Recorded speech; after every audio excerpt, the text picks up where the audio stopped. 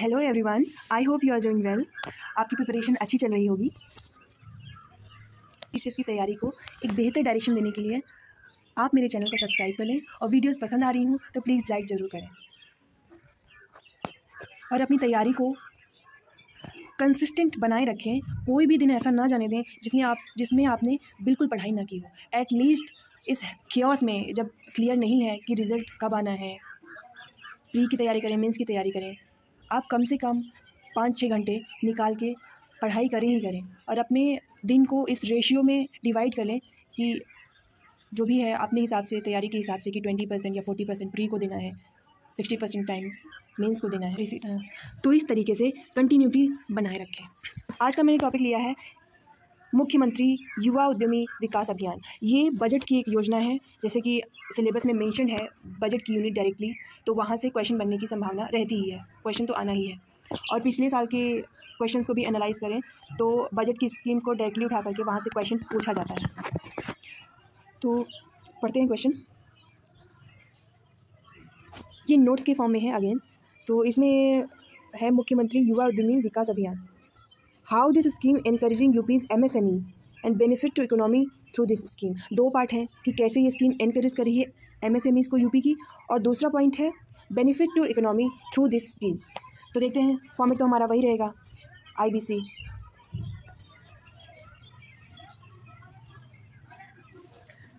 Intro में क्या लिखा गया है देखते हैं। मुख्यमंत्री युवा उद्यमी विकास अभियान launch to promote entrepreneurship and self-employment by UP's MSME department.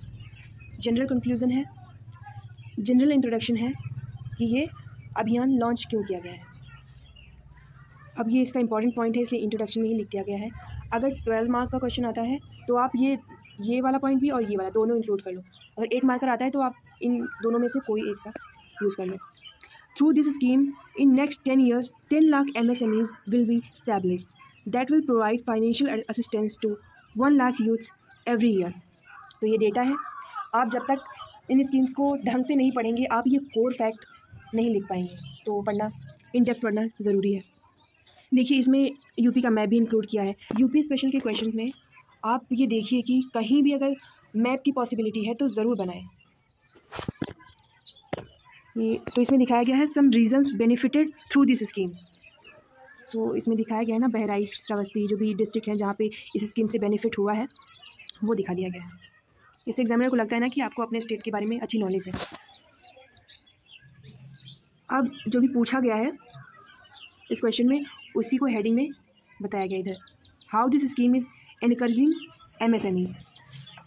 तो पहला पॉइंट है फॉर माइक्रो एंटरप्राइज 5 लाख की क्रेडिट सब्सिडी दी जा रही है स्कीम के थ्रू। दूसरा है government providing 2 crore rupees loan to eligible beneficiary applicants. दूसरा पॉइंट है incubation centres and skill development centres. चौथा है encouraging private enterprises 10 place park to be established. Fifth है marketing and networking assistance to startups and equity funding. Next point देखते हैं, budget 2024 का यहाँ पे इंक्लूड किया गया है इसके पॉइंट को। इस योजना हेतु 1000 crore रुपीज़ का प्रावधान किया गया है। अगेन इस आंसर को देख के जज ना करें कि इसमें हिंदी और इंग्लिश दोनों को मिक्स किया गया है। मैंने बताया हुआ है पहले, नोट्स के फॉर्म में बनाया हुआ है, तो जो भी माइंड में आता है हिंदी इंग्लिश जैसा भी आपकी नोट्स बनने चाहिए, तो इसमें सब मिक्सड अप है। क्वेश्चन का सेकेंड पार्ट था बेनिफिट क्या हुआ है इस स्कीम से इकोनॉमी को। तो ये फ्लो चार्ट के थ्रू दिखाया गया है, आप देख सकते हैं। पहला है approx 16.2 million more youth employed in state. अब डेटा का जब भी यूज़ करें आंसर्स में उसके आगे अप्रॉक्स जरूर लगाएं, या मोर देन, लेस देन, इन चीज़ों का यूज़ करें। कभी भी ये फैक्ट ना लिखे कि इतना ही है। तो इसमें लिखा गया अप्रॉक्स 16.2 मिलियन, देख सकते हैं। दूसरा पॉइंट है self employment to 62 lakh youths, कि यहाँ पे अप्रॉक्स लिखते तो बेटर रहता।